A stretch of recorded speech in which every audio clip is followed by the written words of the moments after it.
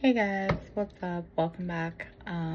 So I decided that as of right now, I still want to continue making videos, because I really miss making videos and just posting on YouTube.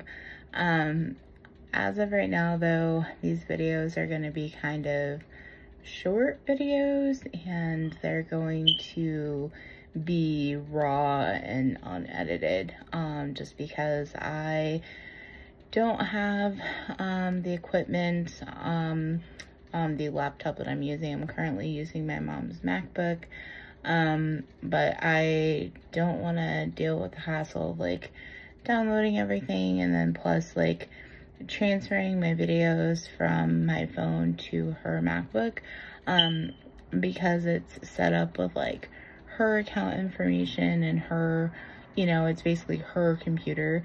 It gets a little dicey with trying to transfer like my videos onto her computer and then editing and everything else, because she doesn't have like, I think it's like iMovie or something. She doesn't have like the video editing software on there. So as of right now, I'm just gonna make probably like 10, maybe 15-minute videos at a time, just kind of explaining any updates and everything that's going on.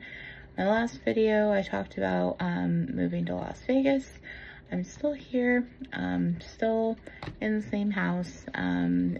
We have a little bit more time, so I'm still kind of looking around for rooms to rent. I never ended up hearing back from the mobile home people. I do know that when I spoke to the manager, she said that I needed to have a credit score of 620 in order to be able to purchase, along with a $2,500 down. I have neither of those, so it's probably why she never bothered to call me back, but that's okay. I know that there's rooms for rent available that are a little bit more affordable, isn't going to require me to have like a credit check and things like that. So that's probably the route that I'm going to go. They also do have like a bunch of like weekly motels and like single suites out here and stuff. I did stay in one a couple years ago. We only stayed for a few weeks, so that's always an option as well too, but those tend to be really pricey. Like we're talking like $1,500 a month, and yes, you get the advantage of having your own apartment with no long-term lease or anything, but also like it's super expensive and it's super small for what you're getting. So because like you could easily find another apartment for like $1,100 or $1,200 a month that's in a better area and isn't as crazy. So I was looking into that for half a second. I just don't think that's going to be a possibility for me. I make okay money at my job, but definitely I took a pay cut when I moved here, just because Nevada's minimum wage is lower, which I didn't know until after I got here. So yeah, so it would just make more sense cost-wise to rent a room. So that's kind of what I'm looking at doing at this point. I figured I would make this video and give you some life diabetes updates. So getting my insurance transferred over here has been much more difficult than I anticipated that it would be. I've been very open that I have Medicaid. I was on Medicaid in Denver, Colorado. I'm on Medicaid here now. However, what's different, I guess, and I think they have the same thing in Colorado too, but I don't know how my Medicaid was different. But they have like group plans, and so I wasn't sure like which plan would be better because I thought they were all the same. Apparently that is not the case. So the insurance plan that I'm enrolled in now with that group actually doesn't cover my insulin. So I have to go back to the welfare office this week to change that, because I think I have up to 90 days to change it. So if I change it now, and then I need to change it again, I can do that at least before my 90 days hits. So I think I'm gonna probably go with like the Nevada healthcare plan. I think that will cover everything that I need it to cover. I also was looking at like Anthem Blue Cross, because I had Blue Cross before, I think with CarMax, but I don't know how it's different with Medicaid. So I don't know, I'm still playing around with that. I'm looking at different insurances. I am running low on insulin, and that's always really scary, because if I run out of insulin, well, I am really in trouble. So hopefully I can get this situated before that actually happens. I know worst case scenario, if I need to, I can go to the ER or urgent care, but that involves me having to stay there and be admitted, because what will end up happening is, like, if I run out of insulin, it's likely I'll go into DKA, and then I will have to stay there for a few days. So really trying to avoid that. It's also just really hard on my body to go without insulin for any period of time. It's not great. So and being that I already have all these other complications, like with my kidneys and my eyes and everything else, it's doing more damage doing it that way. So hopefully I can get the insurance figured out, and I can get insulin covered, and then I can get insulin, and then we can avoid a hospital trip. I think that's the main thing that's going on for me right now. I do start work finally next week. I start work on the 18th. So I've just been kind of hanging out, sitting around, waiting for that to start.